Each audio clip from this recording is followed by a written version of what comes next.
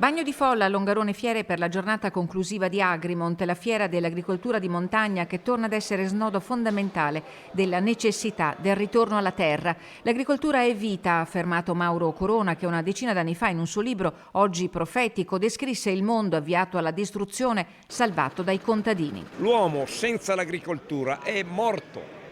I politici di qualsiasi rango, da Bush a Trump a Putin, cosa mangiano?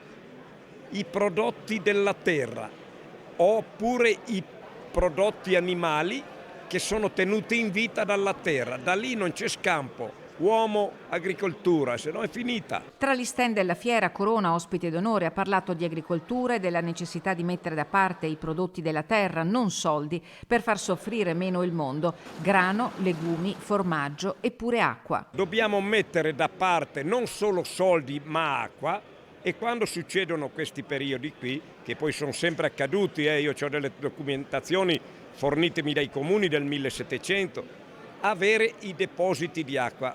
Se la smettiamo di avere depositi di soldi e avere depositi di acqua, di grano, di frumento, di formaggio, forse il mondo soffrirà meno. E di acqua e del problema legato alla siccità che sta interessando anche la montagna ha parlato l'assessore regionale al turismo Federico Caner. Abbiamo bisogno di interventi nel breve periodo, ma soprattutto cantierare interventi fondamentali come sono i bacini di accumulo, pulizia delle dighe di montagna, creare tutte quelle infrastrutture che ci permettono anche di non disperdere l'acqua. Giro tra gli stand anche per Caner, che ha assicurato l'attenzione della regione per preservare agricoltura e zootecnia in alta montagna, che sono presidi di inestimabile valore. È fondamentale continuare a preservare l'agricoltura di montagna, aiutare gli agricoltori che lavorano in montagna, perché se non ci sono loro il rischio è quello di perdere un patrimonio inestimabile.